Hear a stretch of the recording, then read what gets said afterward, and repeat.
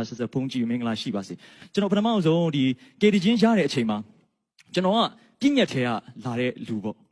့ပြည့်ညက်ထဲကလာတဲ့သူပါကျွန်တော်ပြည့်ညက်တရားတွေထဲမှာကျွန်တော်ဘောကျွန်တော်ကဲတင်နိုင်မယ်လို့ထင်ခဲ့တဲ့သူတယောက်ပါဟုတ်လို့ကျွန်တော်လူငယ်ဖြစ်တယ်ကျွန်တော်ဒီလိုမျိုး IT ခစ်ထဲမှာကျွန်တော်တို့ကကြီးပြင်းလာတဲ့လူတွေဖြစ်တယ် everything ကျွန်တော်တို့ဘာလို့လဲဆိုတော့ကျွန်တော်တို့ YouTube ကနေရှာလို့ရတဲ့ခေတ်မှာအကုန်လုံးလဲဘာသိချင်လဲကျွန်တော် YouTube ကနေကြည့်လို့ရတယ်ဒါပေမဲ့ကျွန်တော်တို့စီမှာကဒီဇာတိပဂတိအားဖြင့်ကကျွန်တော်မြင်နိုင်တဲ့အရာပဲကျွန်တော်ယုံကြတယ်မြင်နိုင်တဲ့အရာပဲယုံကြတယ်ကျွန်တော်ဒီအရာဒီဘယ်လောက်ထိကြီးမြတ်လဲဆိုတဲ့အရာကိုကျွန်တော်မြင်နိုင်တဲ့ကျွန်တော် level နဲ့ပေါ့ကျွန်တော်တိုင်းတာကြတယ်ဒီအရာကဘယ်လောက်ကြီးတယ်ဟုတ်တယ်ဒါကတော့ပေဘယ်လောက်ပေ100သွားဒါအရင်ကြီးတယ်ဒါ very powerful ဖြစ်တယ်လို့ကျွန်တော်တို့ထင်ကြတယ်ဒါပေမဲ့မဟုတ်ဗျမြင်နိုင်တဲ့အရာတွေကိုဖန်ဆင်းထားတယ်မမြင်ရတဲ့ဘုရားသခင်ကတာ၍ကြီးမြတ်တယ်ဆိုတာသိတဲ့နေ့ကကျွန်တော်တို့ဘဝမှာပြောင်းလဲခြင်းနေပဲ hallelujah amen ကျွန်တော်အရင်တကယ်ဘုရားကျေးဇူးတော်ချီးမွမ်းတဲ့အခါမှာကျွန်တော်မျက်ရည်ကျတယ်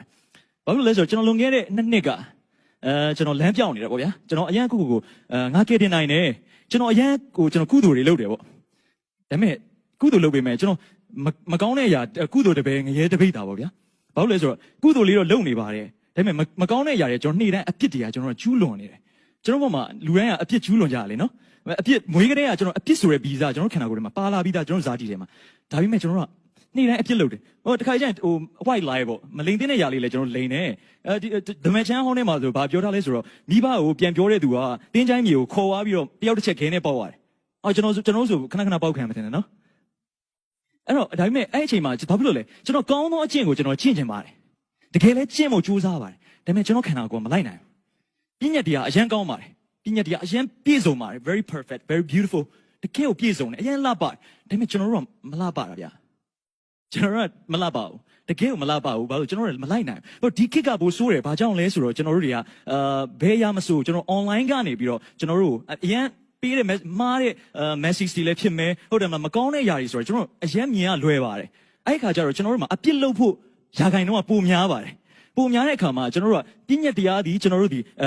ခြေတလန်းတိုးလိုက်တဲ့အခါမှာ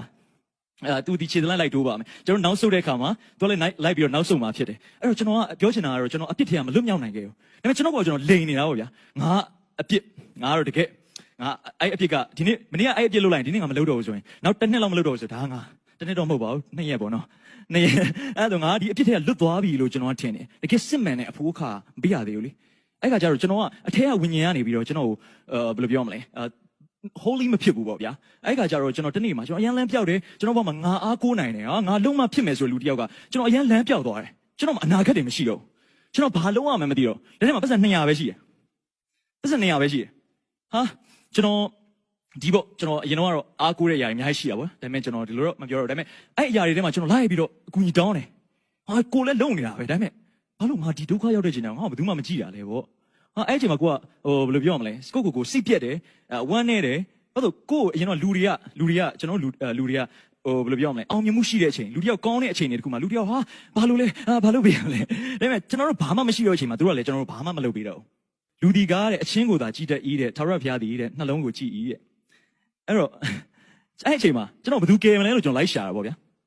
အဲ့အချိန်မှာကျွန်တော်ယေရှုဆိုကျွန်တော်မသိဘူး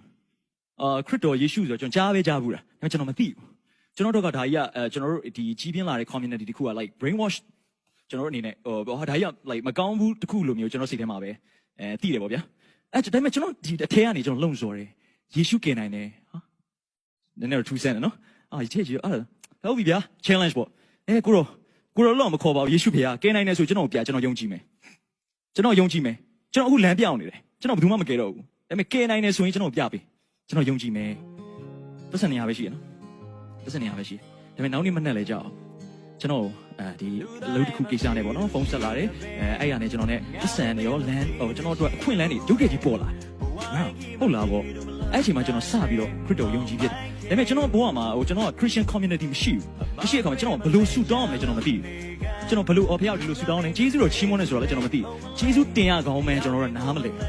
းမလဲတဲ့အခါကျတော့ကျွန်တော်ဖျားဖြည်းဖြည်းချင်းတွင်တင်သွားတယ်ပေါ့ဗျာကျွန်တော်ဘဝမှာကျမ်းစာထဲမှာလည်းဖော်ပြထားတယ်တုတ်တန်ကျမ်းထဲမှာထာဝရဘုရားကိုဒါလင်းအကျွင်းမဲ့ကူးစားကြလို့ကိုညံကိုအမိမပြုတ်နဲ့ဘုရားသခင်ကကျွန်တော်ပေါ်မှာဒီဘုရားနဲ့သွားတဲ့အချိန်မှာဒီဆူတောင်းနေရဘယ်လိုဆူတောင်းအောင်လဲကျွန်တော်တိလာတဲ့အချိန်ဘုရားနဲ့သွားဘုရားကျွန်တော်ကောင်းချီးရကျွန်တော်ပေါ်မှာအရန်တက်ရောက်ပါတယ်အရန်လည်းခံစားရပါတယ်ကျွန်တော်အများစွာသောကောင်းချီးတွေခံစားရတယ်မဖြစ်နိုင်ဘူးဆိုတဲ့အရာတွေကအလိုလိုနေဖြစ်ပါ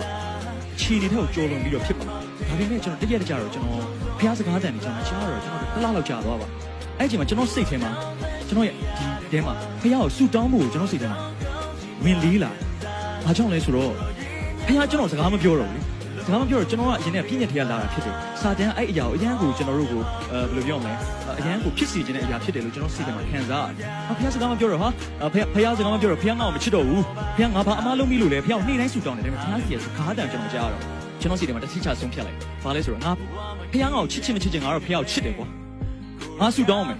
ဖခင်ဘလောက်ပဲငါ့ကိုစကားမပြောလာတဲ့အချိန်ဒီငါဆူတောင်းမယ်ကျွန်တော်ညာတိုင်းဆူတောင်းတယ်ကျွန်တော်မိဘကျွန်တော်မိဘရေဆိုလဲကျွန်တော်အဖေဆိုလဲမယုံကြည်သူကျွန်တော်ကောင်မလေးဆိုလဲမယုံကြည်သူဒါပေမဲ့ကျွန်တော်ပြောခဲ့ဘူးပါတယ်သူတို့ယေရှုကူးကွယ်လိုက်နော်ယေရှုယုံကြည်လိုက်တကယ်လွတ်မြောက်ခြင်းတဲ့အတူအများကြီးဘယ်လိုပြောမလဲဖြစ်သူတို့ကျွန်တော်ကောင်မလေးပါပြောယေရှုကသူ့မှာမထိတာလို့ကိုးကွယ်ရအဲ့လိုပြောတဲ့သူတယောက်ကတိတ်မကြတော့အချိန်မှာဟာယေရှုကတကယ်ကယ်တယ်ကိုတော့ဟိုမလေး तू ယေရှုရန်ကောင်းမြတ်တယ်ဆိုတော့ तू သိသွားပြီးတော့ तू baptist လုပ်လိုက်တယ် तू အခုယုံကြည်သူဖြစ်နေယုံကြည်ခြင်းနဲ့ तू အခုအတ္တကိုဖျက်ဆီးနေရပေါ့ယုံကြည်သူအနေနဲ့ကတစ်ခါလေးကြာရင်ဘုရားကိုမချစ်တော့ဘူးကျွန်တော်တို့ခံစားချက်မျိုးကိုဒီမှာခံစားရတဲ့အချိန်ကြီးရှိပါလိမ့်မယ်ဘုရားကကိုဆူတောင်းနေရတာနဲ့အဖြစ်ကတော့ငါစီပြန်မလာဘူးဘာဖြစ်လို့လဲဘုရားဘာဖြစ်လို့ဒီလိုလုပ်တာလဲလို့ကျွန်တော်မိကုန်းထုတ်တဲ့အချိန်ကြီးရှိကောင်းရှိပါလိမ့်မယ်